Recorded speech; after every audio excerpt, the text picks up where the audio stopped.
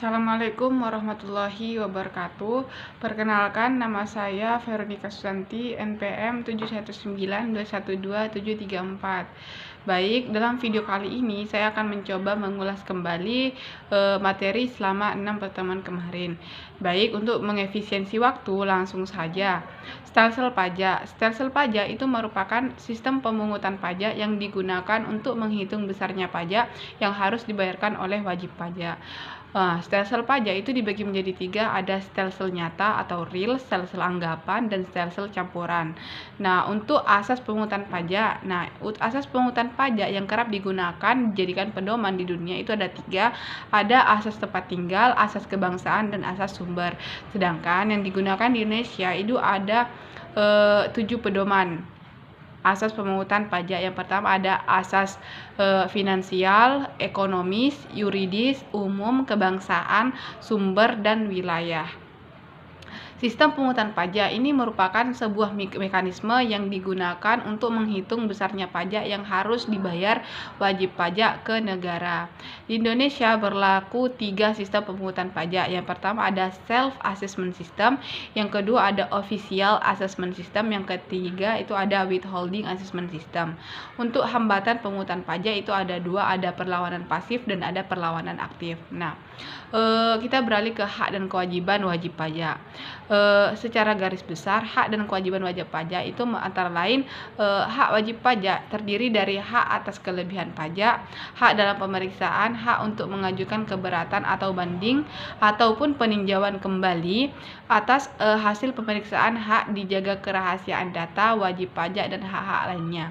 Sedangkan kewajiban wajib pajak itu terdiri dari mendaftarkan untuk mendapatkan NPWP, melaksanakan kegiatan perpajakan sendiri, kewajiban dalam pemeriksaan, dan kewajiban memberikan data. Baik, kita ke SKP. Jadi surat ketetapan pajak SKP ini dikeluarkan oleh Direktorat Jenderal Pajak dalam hal pemeriksaan pajak atas pelaporan surat pemberitahuan SPT tahunan, masa, ataupun pajak penghasilan, seperti itu.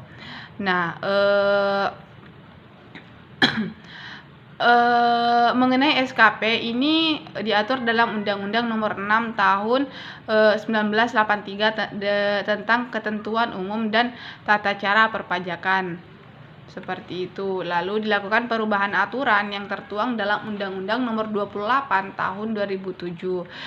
Baik, dalam pasal 1 nomor 15 Undang-Undang 28 tahun 2008 disebutkan bahwasanya SKP itu merupakan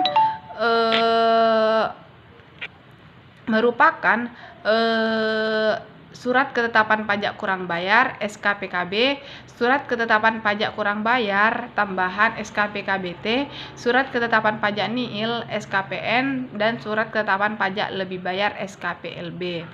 Seperti itu. Kita lanjut ke SPT maksudnya.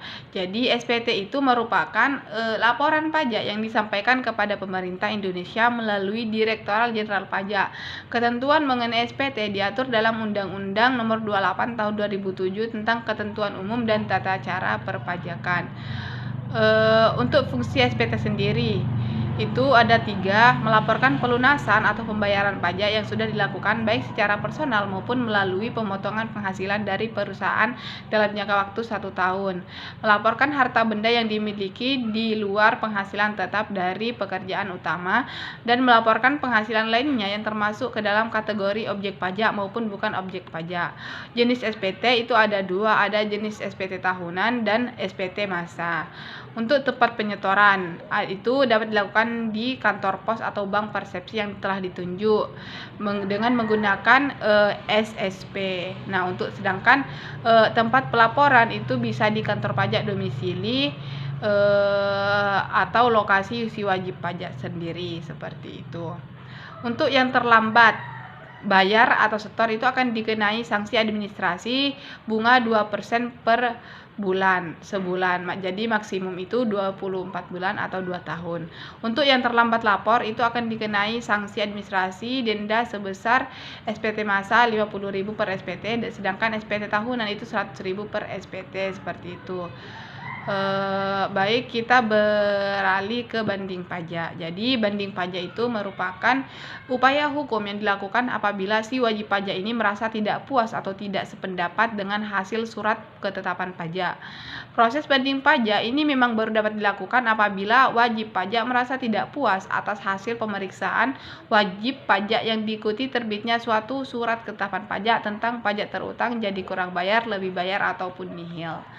Untuk dasar hukum banding pajak itu seperti yang kita ketahui bahwasanya proses di atas itu merupakan suatu bagian dari proses hukum dalam perpajakan.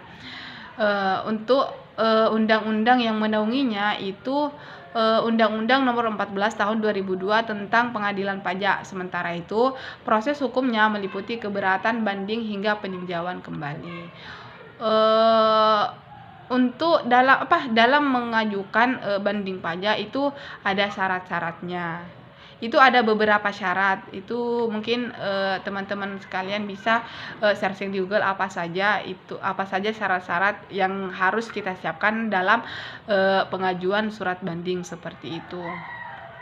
Mungkin itu saja yang dapat saya sampaikan. Lanjut ke termin kedua, itu saya akan menjawab pertanyaan dari teman saya, dari pertanyaan saudari Aulia Nada Agustin, di mana pertanyaannya itu ialah apa sanksi jika lambat menyetorkan surat pengajuan keberatan. Jadi menurut saya dalam pasal 25 ayat 9 Undang-Undang KUP itu berbunyi, dalam hal keberatan wajib pajak atau dikabulkan sebagian, wajib pajak ini akan dikenai sanksi administrasi sebesar denda 50% dari jumlah pajak berdasarkan keputusan keberatan dikurangi dengan pajak yang telah dibayar sebelum mengajukan keberatan, seperti itu. Mungkin itu saja yang dapat saya sampaikan. Kurang dan lebihnya saya mohon maaf. Apabila ada kekurangan dari jawaban saya atau dalam penjelasan saya mohon maaf sebesar-besarnya, karena di sini saya juga masih proses, masih tahap belajar, seperti itu. Wabillahi taufiq wal hidayah. Wassalamualaikum warahmatullahi wabarakatuh.